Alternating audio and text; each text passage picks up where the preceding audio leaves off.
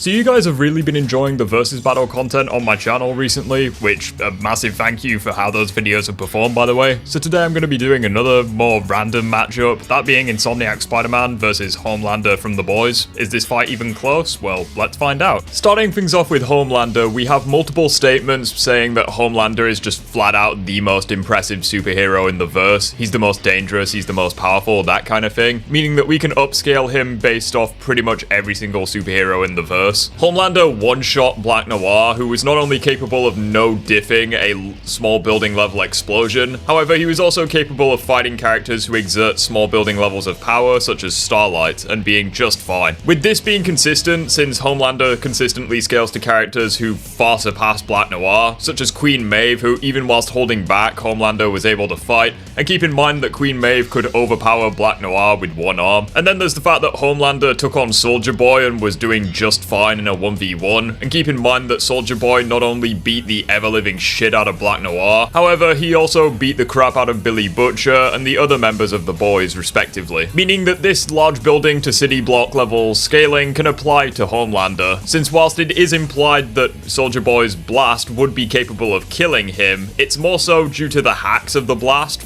frying the Compound V out of his system, rather than the blast being that powerful. And we know this is true since in the Boys' diabolical TV show spin-off, 3 of the episodes are confirmed to be canon, and in one of those episodes, Homelander no diff resists a explosion of an oil factory, which was calculated to be in the town level ranges, with Homelander just standing there and being no worse for wear. This being consistent once again, since Homelander scales above pretty much every superhero in the verse as established, and in the Boys' diabolical show, there is a superhero who can generate superstorms, with these storms being calculated to be in the town level ranges also. However, believe it or not, you can get Homelander massively above this if you use his highballs. In season 1 of The Boys, a Vought representative claims that they have thrown every single weapon on Earth against Homelander, and not one of them was able to stop him. Assuming that there is credibility to this, since Vought consistently like to blow smoke up their superheroes' asses, bare minimum, this would mean that Homelander would be capable of resisting hydrogen bombs, which can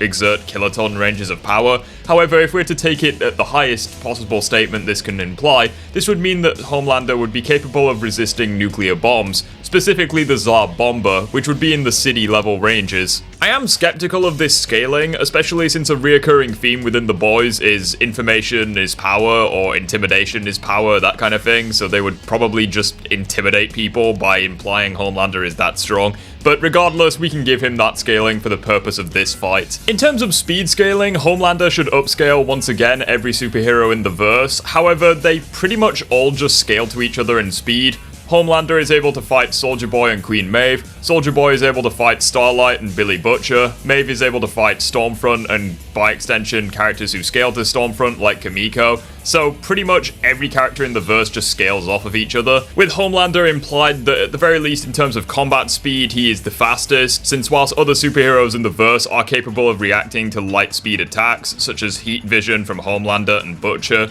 or Starlight's light beams, that would put them in the massively hypersonic ranges, with Homelander presumably upscaling based off statements. But now moving on to New York's famous web-slinger to see how he compares to Homelander in terms of stats. In the PS4 game, Peter was able to laughably outclass Shocker in stats, and keep in mind that with Shocker's new tech, he was able to effortlessly punch Peter through a bank vault door, with those things being capable of resisting tank fire, which would be small building level, and keep in mind that Shocker in the past with weaker tech was capable of severely damaging the large Flatiron building, yet Peter was able to outclass this new Shocker with his own improved tech. The advanced suit really grants Peter an edge in combat, since even with broken bones and fatigued, he was able to endure a battle with Vulture and Electro and actually come out on top. This is impressive because Electro in the past alone was capable of generating 1 million volts, which was calculated to be around the town level ranges of power, and that was Electro with worse tech, yet in the PS4 game, Peter in a weakened state can 1v2 Electro and Vulture and actually come out on top, even if it was a very stressful fight for him, confirming that Peter has surpassed anything he was previously capable of prior to the PS4 game, and also cementing the fact he should have town levels of scaling off of this, especially since in this fight, Electro forces Peter through a smokestack, which was calculated to be large building level, with Peter instantly recovering from it as if it was nothing. Peter was also able to fight the Rhino in the PS4 game, with it being implied that Peter just flat out won against Rhino, which is impressive because Rhino in the past, and indeed in the Miles Morales game, was capable of destroying multiple city blocks with almost no issue whatsoever, in addition to being able to no-diff large building level explosions. And I think it's fair to scale Peter to his individual villains, since at the Raft, Peter was able to kind of hold his own against 5 of them at once, and he wasn't completely bamboozled until he was injected by Scorpion's toxin. However, believe it or not, Peter gets much stronger in Marvel's Spider-Man 2. There's a weird notion going around that Peter was somehow nerfed just because he took more hits than usual. However, what people fail to mention is number 1, the villains in the second game were much stronger than the first,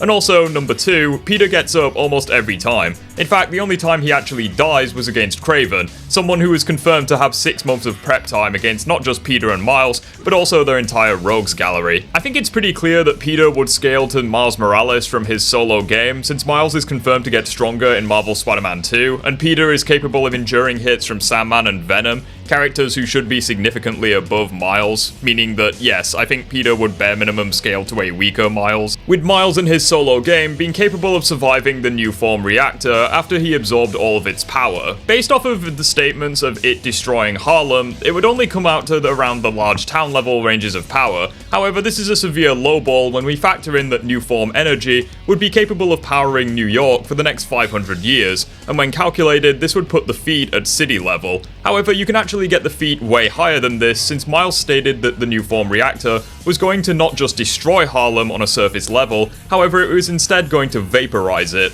and when factoring in vaporization into the equation, this would put the feat closer to the large island level ranges of power, made all the more impressive since Miles not only absorbs this power and endures his body containing it for an extended period of time, however he also endures discharging this energy and then endures a fall from the atmosphere, with Miles getting up and swinging off not long after. And I think it's safe to say that this large island level of scaling would also apply to Peter, since Miles is confirmed to get stronger in Spider-Man 2, as I stated, with Peter able to endure beatings from characters like Sandman and Venom, who are just flat out stronger than this stronger version of Miles. Especially since Sandman's new meta for his Sandstorm creation feat was put into the continental ranges of power, with Peter able to endure multiple beatings from him, meaning that as a lowball, large island level seems legit, since even if Peter was at 1% of Sandman's power, he would have to be within the island ranges because of this. Confirming that yes, Peter was not in fact nerfed in Spider-Man 2, however instead he was made massively stronger, and with his AP out of the way, let's now talk about his speed. In the PS4 game with Broken Bones, Peter is consistently able to react to Electro's blasts. If we're to lowball these blasts and say that they're just lightning, this would put Peter's speed at around the hypersonic to massively hypersonic ranges.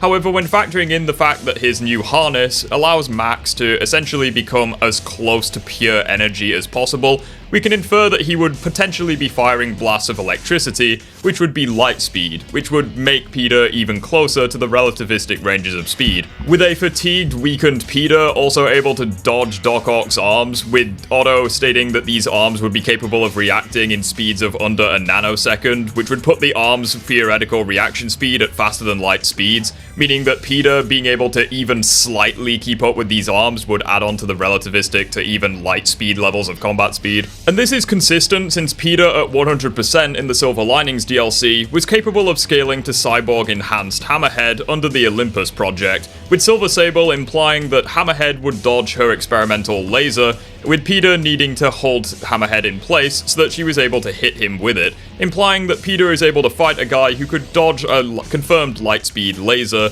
within fairly close proximity. And keep in mind that Peter in Spider-Man 2 should be even faster than this, since Miles in his solo game was shown to be semi-relative to Peter in the Rhino fight, with Miles logically getting stronger in Spider-Man 2 and Peter scaling to this faster, more powerful version of Miles, meaning that Peter almost certainly surpassed his massively hypersonic to lightspeed ranges in the PS4 game in the sequel. So when breaking down how these characters compare when it comes to physicals, it's no surprise that Insomniac's Peter Parker massively outclasses Homelander, not only based off of what they were capable of showing at their high ends, but also based off consistency, since the Spider-Man section far surpassed the Homelander Homelander section in terms of length in this video. Even if you were to give Homelander his hypothetical city-level scaling, PS4 Peter would already be semi-relative to him, if not a little bit behind. However, PS5 Peter, based off of scaling to weaker versions of Miles, would effortlessly surpass Homelander, and it wouldn't even be close. When looking at speed, they are surprisingly similar at first, both being in the massively hypersonic ranges. However, I think Peter would edge out Homelander due to the potential to have light speed combat,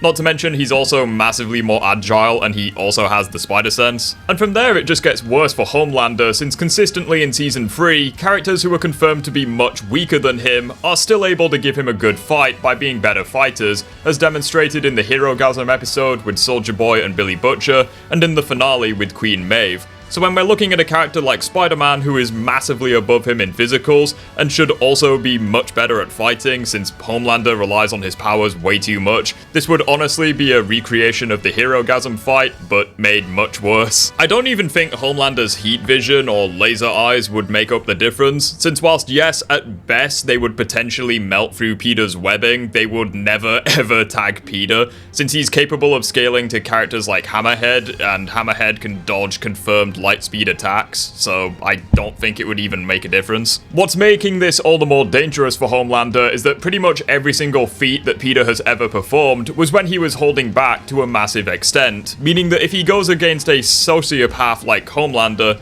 especially with standard battle assumptions, meaning that Peter is at 100% and going all out for the kill, he would demonstrate feats logically surpassing anything he was capable of whilst holding back, meaning he would take Homelander seriously from the very beginning and go in for the kill. So yeah, if it hasn't become apparent already, I see Insomniac Spider-Man completely bullying Homelander, as he has the advantage in pretty much every way aside from travel speed, but that wouldn't matter since his travel speed is not at all impressive when compared to Peter's reaction speed, meaning that yeah, Homelander is getting outclassed in this fight. But what do you guys think? Do you think I overhyped Spider-Man or lowballed Homelander? Or was this outcome roughly what you would expect? If you enjoyed the video, feel free to subscribe to the channel, like the video, and comment down below future matchups that I may or may not make in the future. Have a nice day, guys, and I'll talk to you all in the next one.